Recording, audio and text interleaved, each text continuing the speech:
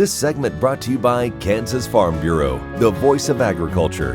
To join today or for more information, go to kfb.org or find us on Facebook and Twitter.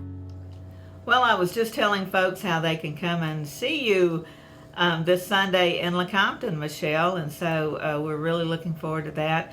And looking forward to today's segment on Gordon Parks. And I don't know if Michelle mentioned this because I don't know exactly what she's going to say, but I believe Gordon Parks said that his favorite photo of himself was one that Michelle took. Good morning, Michelle. Good morning, Deb. Today, as we round out African American History Month, I want to share the amazing life story and photography of Fort Scott native Gordon Parks. The youngest of Sarah and Andrew Jackson Parks' 15 children, Gordon Roger Alexander Buchanan Parks was born dead on November 30th, 1912. Revived by Dr. Gordon, Parks fought to make his own way in the world from his first breath. Growing up in Fort Scott, Kansas was difficult for Parks and the rest of the community's African American residents.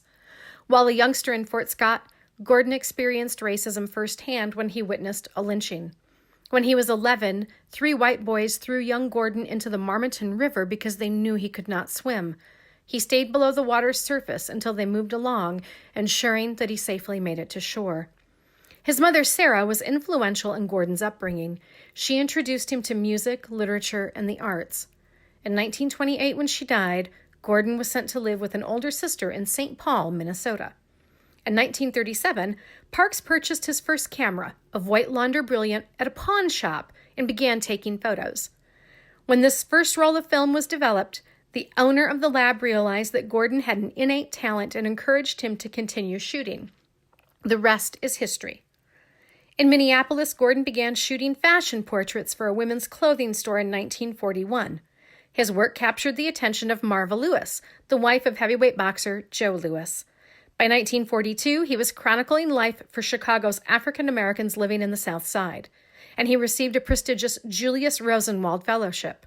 He chose to work with the Farm Security Administration in Washington, D.C. during his fellowship.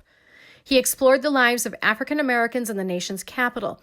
His most famous portrait, American Gothic, featured Ella Watson with her broom and mop at the Farm Security Administration where she worked as a cleaning lady.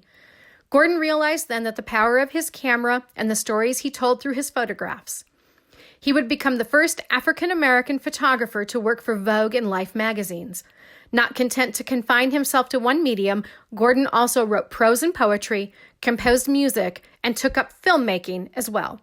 His semi-autobiographical novel, The Learning Tree, chronicled his time growing up in Fort Scott. In 1969, Gordon became the first African-American to write, produce, and direct a feature film supported by a major Hollywood studio. The filming of The Learning Tree brought Gordon back to Fort Scott for only the second time since he left in 1928. He would follow his first foray into film with the edgy urban blaxploitation film Shaft, starring Richard Roundtree. Shaft spun off several sequels. Gordon also composed the music for his films. In 2004, the Gordon Parks Center for Culture and Diversity was founded at Fort Scott Community College, and Gordon returned home once again. He attended the center's Gordon Parks celebration October that year. I had the honor and great fortune to meet and photograph Gordon while he visited his birthplace.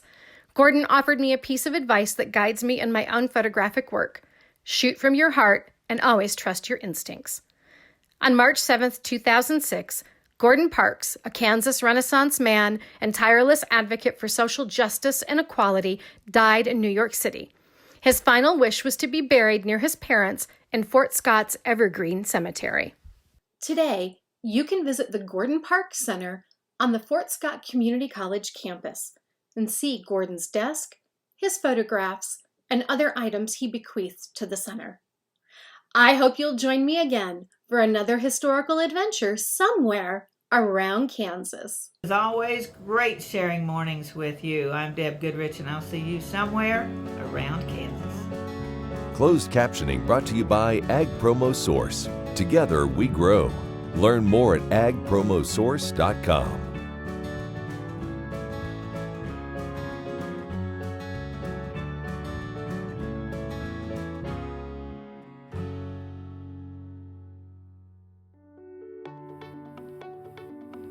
My name's Karen Cope, and I have multiple sclerosis.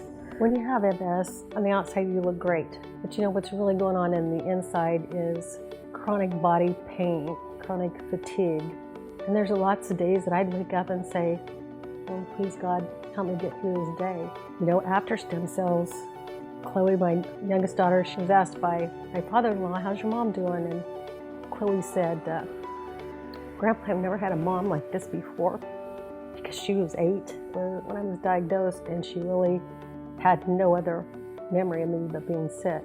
It's really the simple things that we do as a family, like play cards, and to be able to win at cards. You know, they all laugh because I used to repeat myself and say, what hand are we on? You know, where are we at? And it's just been really a true blessing from God, and we're really thankful.